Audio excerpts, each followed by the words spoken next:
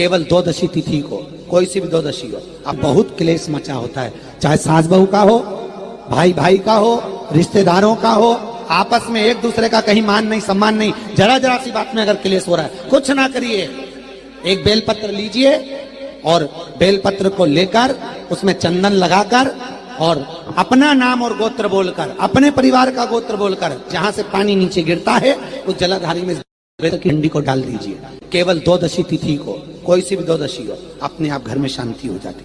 कुछ कहने की जरूरत नहीं पड़ेगी, ना बहू से ना सास से, बहुत प्रेम।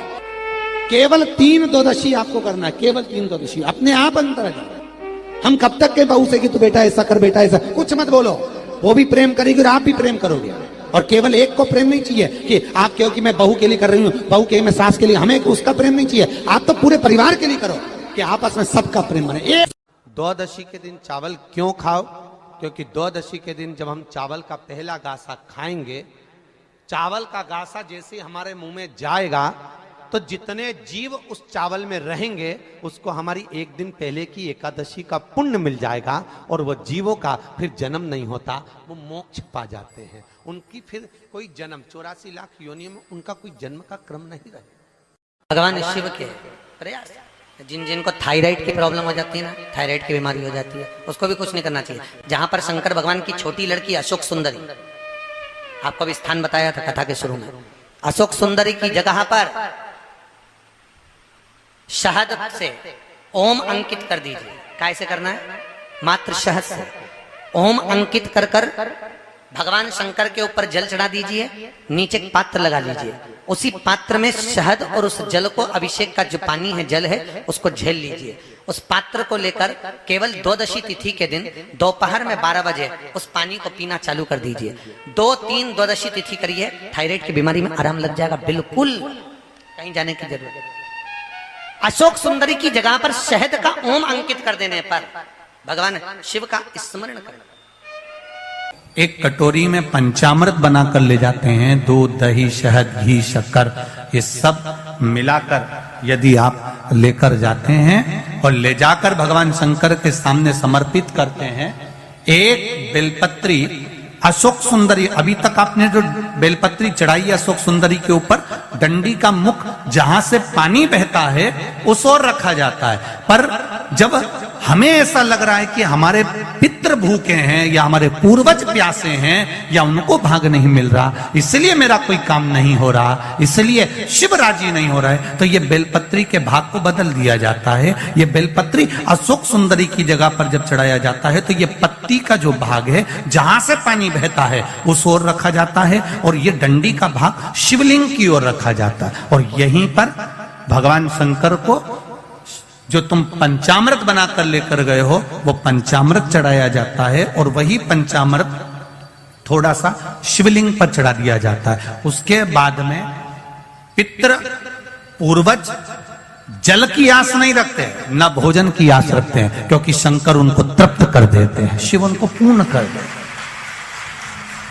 हिंदू धर्म, हमारा शास्त्र कहता है, हमारे शास्त्र, हमारे वेद डॉक्टर वर्णन करते हैं कि पीपल के पत्ते को अगर एकादशी और द्वादशी के दिन एक तांबे के पात्र में गला कर रख दिया जाए और उस पानी का आचमन 3 बार करा जाए तो जिसकी नाड़ियां चोक भी हो जाती है, डॉक्टर बोले इसका बाईपास करना पड़ेगा, उसको केवल 3 आचमन पानी एकादशी और द्वादशी को पीपल के पत्ते का कराया जाए तो अंदर की नाड़ियां भी खुल जाती हैं। पीपल के पत्ते का इतना प्रमाण हमारे विष्णु पुराण में वर्णन है।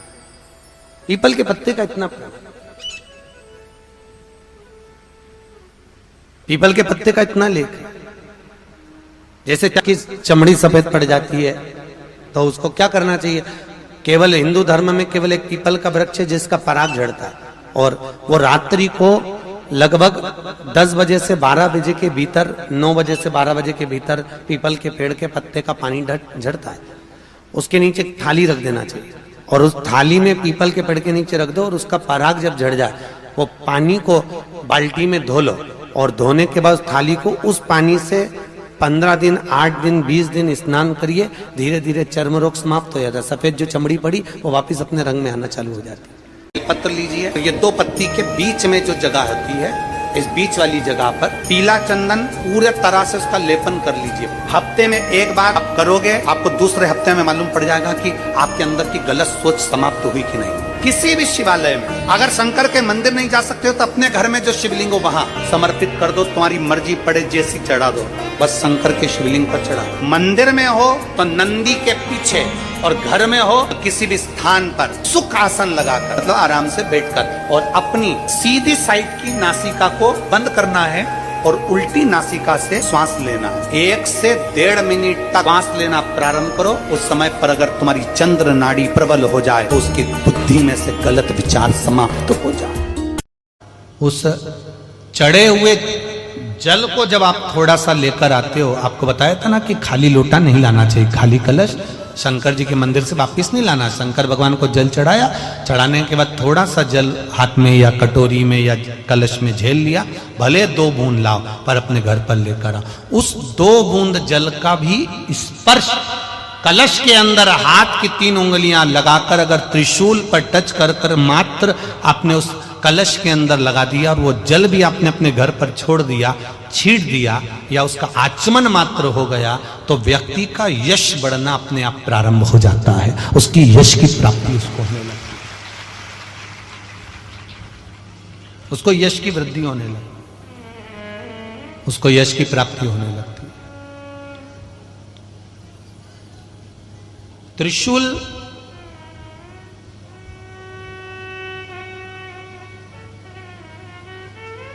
का दान, त्रिशूल का स्पर्श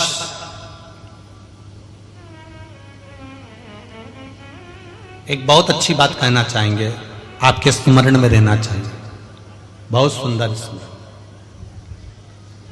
कभी अगर मौका लगे, कभी अगर मौका लगे, और शंकर भगवान का बहुत सुंदर श्रृंगार हो गया, बहुत सुंदर श्रृंगार हो गया, और शिव जी पे माला भी बहुत अच्छी चढ़ी है, बेलपत्र भी अच्छी चढ़ी है, धतूरा भी अच्छा चढ़ा हुआ है, फूल भी अच्छे चढ़े हुए हैं, और आपने देख लिया शिव जी का बहुत अच्छा श्रृंगार हो गया, और तुम्हें कभी मौका लग जाए ऐसा,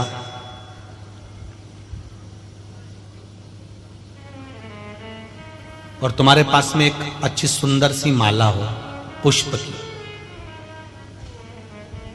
तो आप पुजारी जी को या पंडित जी को कह दो, या पंडित जी मान नहीं हो, शिव जी का अच्छा श्रृंगार हो गया हो, तो वो माला केवल त्रिशूल की, जो त्रिशूल है उस त्रिशूल पर ही उस माला को अगर आपने केवल टांगी दिया तो भी आप उन्नति की सीढ़ी पर आगे बढ़ना प्रारंभ कर देते। पर किस समय पर?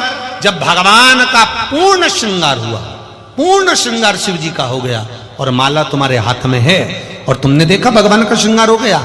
अब शिव जी पे अगर माला चढ़ाऊंगा और श्रृंगार गिर जाएगा तो उस माला को आप अपने यश प्राप्ति के लिए, अपने आनंद के लिए, अपनी उन्नति के लिए आप उसको त्रिशूल पर चढ़ा सकते। कभी दुख की घड़ी चल रही है, कभी समस्या चल रही है, तकलीफ चल रही है, रोग चल रहा है, बीमारी चल रही है, कष्ट बहुत है, तो उसके दरवाजे पर जाकर इस माथे को थोड़ा सा झुका लो। कभी कभी अगर तुमको लगे कि मेरे जीवन में बहुत बीमारियों ने मुझे घेर रखा है, तो प्रयास करा करो कि बेलपत्र,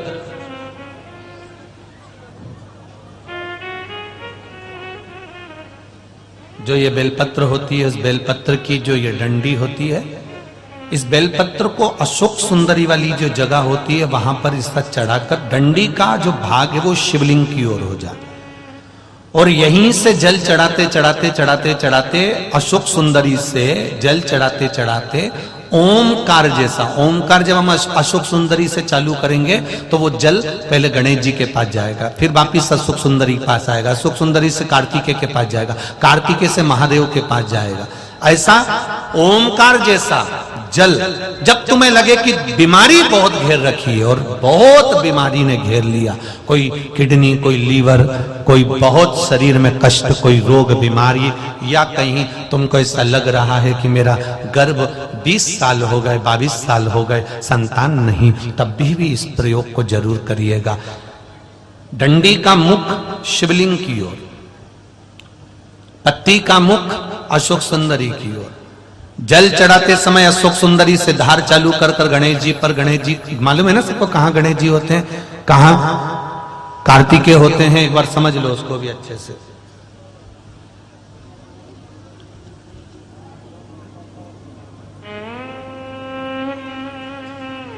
ये नीचे का गोल भाग, ये जल जाने का स्थान, ये शिवलिंग।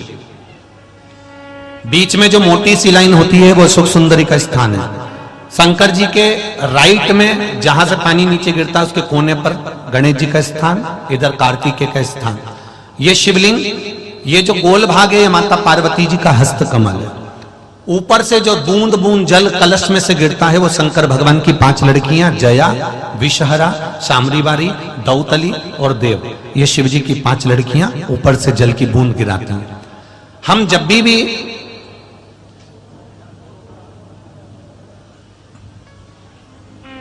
अगर इस कार्य को कर रहे हैं तो बेलपत्री जो चढ़ा रहे हैं वो अशोक सुंदरी वाली जगह पर बीच में चढ़ा दिया, डंडी का मुंह के दरों।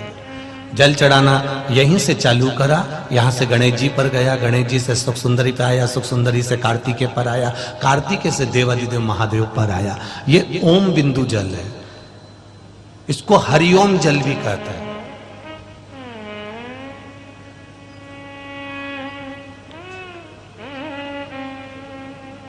उज्जैन महाकाल में भगवान शंकर को सुबेरे सुबेरे सबसे पहला जो जल चढ़ता है वो हरिओम जल चढ़ता है।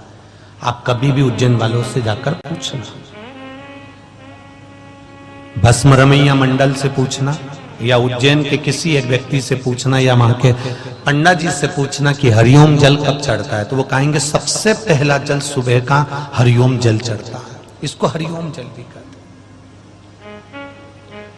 ये रोग निवारण के लिए, जीवन की एक आनंदता को प्रकट करने वाले सुयशा भगवान देवादिदेव महादेव की भक्ति में लगती है, और नंदीश्वर को भगवान शंकर के शिवालय में, शंकर भगवान के मंदिर में स्थापित करवा देती है। वो धर्मपत्नी सुयशा, धर्मपत्नी सुयशा। आप में से कितने लोग हैं जो घर में से जल लेकर जाते हैं शंकर भगवान को चढ़ाने? सभी लोग ले जाते हो? जब घर के मटके में से, परिंडे में से, बाल्टी में से, टंकी में से, घर के हंडे में से जब एक लोटा जल लेकर जाते हो ना, उस समय पर आपके मन में ये भाव प्रकट होना चाहिए कि हमारे घर में हम देवादिदेव महादेव को जल चढ़ाने के लिए जा रहे हैं। हे शिव शंकर, अगर घर में पितृ दोष है, कालसर्प दोष है, वास्तु दोष है, या मेरे घर के अंदर कोई भी दोष है, एक लोटा जल जब मैं आप पर समर्पित करूं तो मेरे देवादिदेव महादेव हमारे घर के सारे रोग, दोष, बीमारी, कष्ट को दूर कर देना और तेरे चरणारविंद का जल देकर हमारे घर को पवित्र कर दे। तेरे चरणों का जल हमको प्राप्त हो जाए, जिससे हमारा जीवन सार्थक हो जाए। घर से जल लेकर जाओ तो ये कहकर जाओ कि हमारे कुछ दोष होंगे पूर्व के, कुछ पाप कर्म होंगे पूर्व के, वो तेरे दरवाजे पर जल चढ़ाने से मिट जाएंगे। जब वहां से आओ तो थोड़ा सा जल लाते हो साथ में, थोड़ा सा जल कलश में 2 बूंद 4 बूंद जो भी तुम लेकर आते हो वो लाकर घर में छींटते हुए प्रवेश करो। क्यों? क्योंकि हमारे घर का कोई दोष होगा, बाबा को जल चढ़ाने से वो मिट जाएगा, और बाबा के चरणारविंद का जल लाकर घर में छींटने से लक्ष्मी और वैभव बढ़ जाएगा। ये उसकी कृपा से, ये उसकी दया से, ये उसकी करुणा से। महाराज, श्रावण का महीना चल रहा है।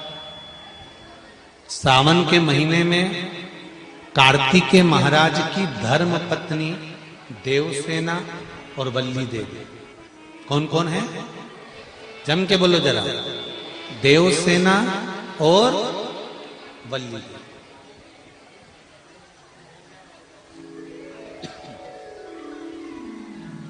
देवसेना और वल्ली देवी ये कार्तिकेय महाराज की दो धर्म पत्नी है। इन्होंने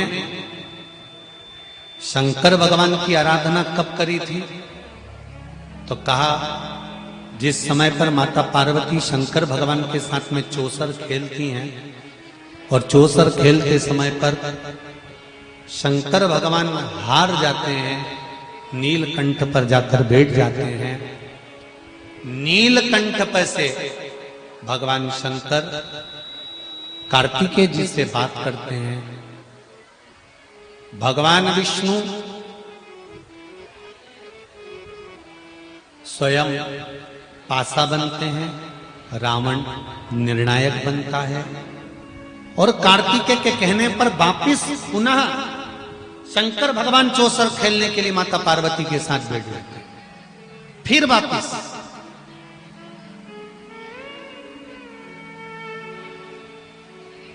और शंकर भगवान जब माता पार्वती के साथ चौसर खेलने वापिस बैठते हैं, पुनः विराजमान जब हो जाते हैं, फिर बैठ जाते हैं। तब पार्वती मैया जब हारती हैं तो पार्वती जी के मन को यह लगता है कि हारने का कारण क्या है।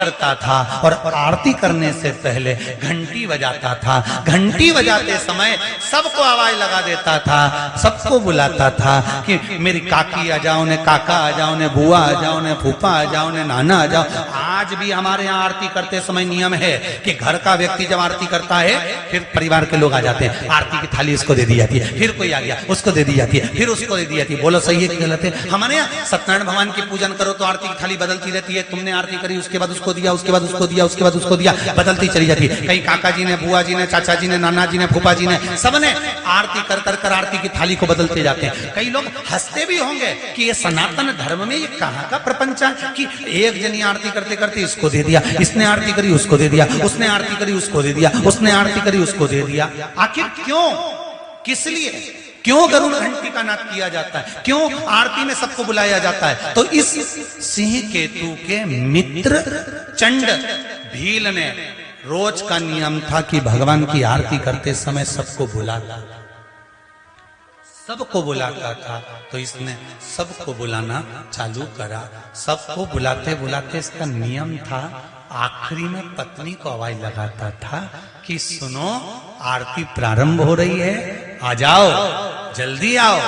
और आज ये भूल गया कि मेरी पत्नी तो जलकर भस्म हो गई थी, बस आरती की थाली हाथ में थी और चंड ने पुकारना प्रारंभ करा, सुनती हो देवाधिदेव महादेव की आरती प्रारंभ हो रही है, जल्दी आओ, जल्दी आओ। और आरती शुरू हुई।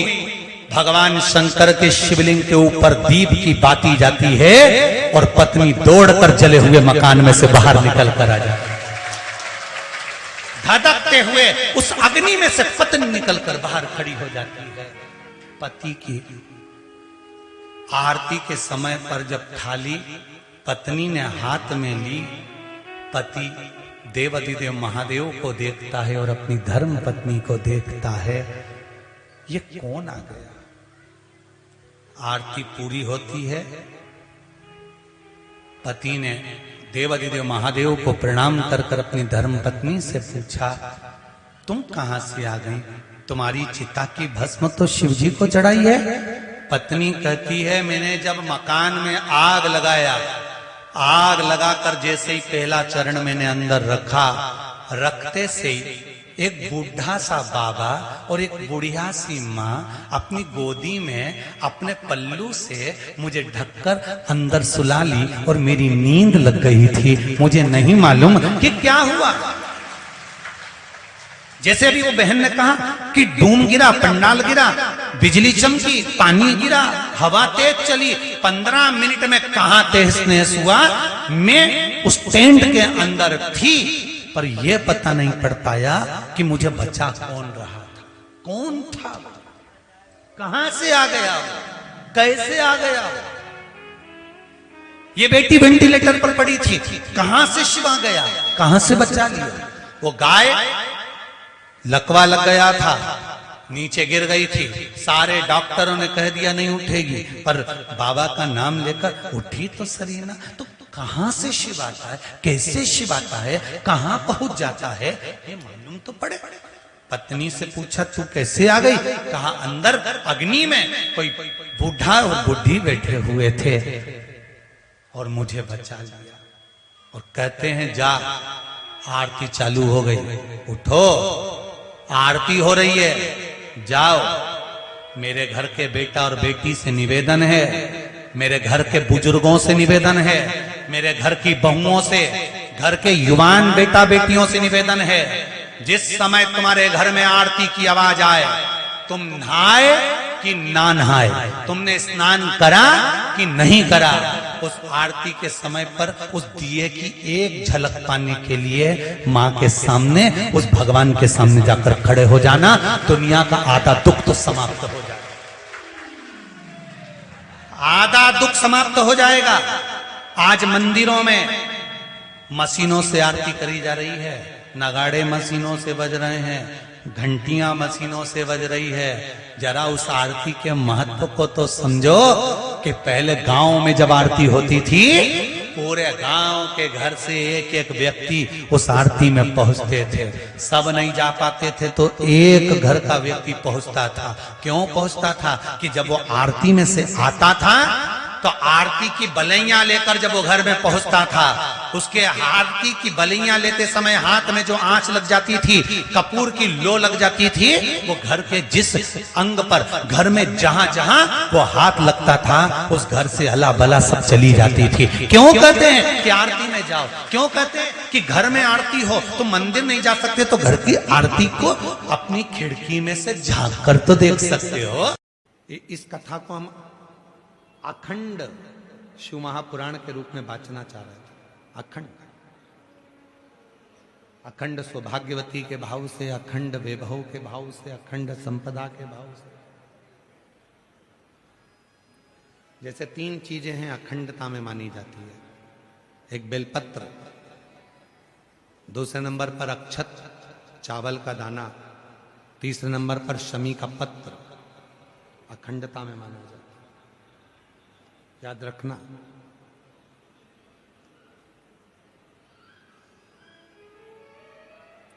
एक बेलपत्र एक ऐसी है कि अगर भगवान शंकर के मंदिर में शिवजी पर, शिवलिंग पर चढ़ाई जाती है, भले वो वहीं से उठाकर धोकर क्यों ना चढ़ाई गई, तुम 1 हफ्ते तक भी अगर मंदिर नहीं आए हो और अगर एक बेलपत्र तुमने, मान लो आज तुमने एक बेलपत्र चढ़ा दी और घर गए, या रात को या दूसरे दिन तुम रजो धर्म से हो गए, रजस्वला हो गए, मंदिर नहीं जा सकती 5 दिन, 6 दिन, 7 दिन, या कहीं जाना पड़ गया, तो क्या कहते हैं कि हमारा जल चढ़ाने का नियम टूट गया। कोई कहता है मेरा ये पूजन खंडित हो गया। नहीं, शिव महापुराण बड़ी सुंदर बात कहती है। एक बेलपत्र, एक शमी पत्र और एक चावल का दाना, ये 3 ऐसे हैं जिनको अखंड माना है।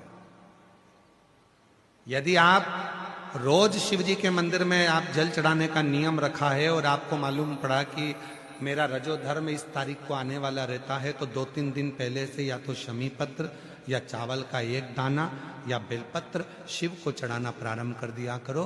तो आप यदि 15 दिन भी मंदिर नहीं गए हो तो भी आपका जल अखंड निरंतर स्वीकृत किया जाता है। अखंड भले तुमने 10 दिन 15 दिन उस जल को नहीं चढ़ाया, तुम 5 दिन 7 दिन नहीं जा सकी, मंदिर नहीं पहुंची, तुम मंदिर तक नहीं जा पाए, तुम कोई कार्य में लग गए, तुम नहीं पहुंचे, पर उस जल को अखंडता में अखंड। क्यों एक बात आप लोगों ने पशुपति व्रत किसी ने करा है? हाथ उठाओ जरा, किन किन ने करा? सारे पंडाल वाले। हाँ ठीक है, रखिए। पशुपति व्रत में एक बात कही जाती है, 3 चीजें हैं। एक है पाशुपत्य अस्त्र, दूसरे नंबर पर है पाशुपत्य योग, और तीसरे नंबर पर है पशुपति व्रत। 3 चीज।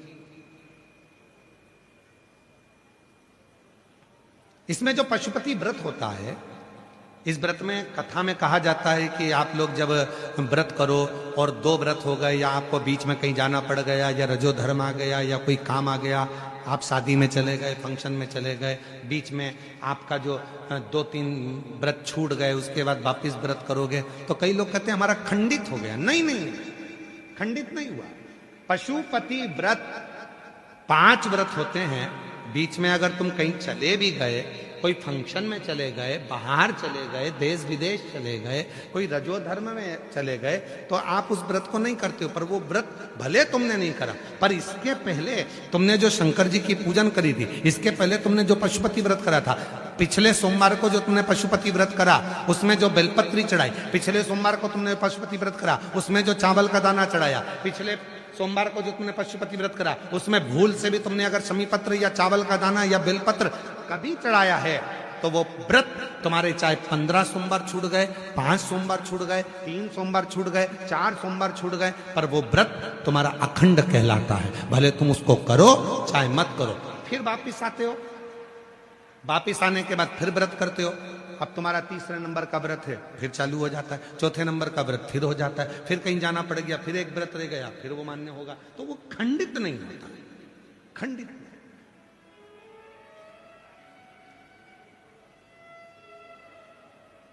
अखंड। और कितनी सुंदर बात कही। तुम्हारे घर में कोई लक्ष्मी जी की मूर्ति है, गणेश जी की मूर्ति है, ठाकुर जी की मूर्ति है, विष्णु जी की मूर्ति है, देवी देवता की मूर्ति है, खंडित हो गई है, तो किसी ने कह दिया कि ये खंडित हो गई घर की मूर्ति, इसको तुम विसर्जन कर दो। ना, किसी का एक्सीडेंट हो जाता है, हाथ टूट जाता है, तो घर के बेटे को बदल दो कि क्या? घर की जो मूर्ति होती है वह छोटी होती है, छोटी। तो शिव पुराण क्या कहती है? उस मूर्ति के आसपास में कहीं पर भी एक चावल का दाना या एक बेलपत्र या शमी पत्र उसके आसपास में कहीं पर भी रख दो, वो मूर्ति खंडित नहीं, अखंड कहलाती है। वो खंडितता से बचा, उसमें खंडितता नहीं है।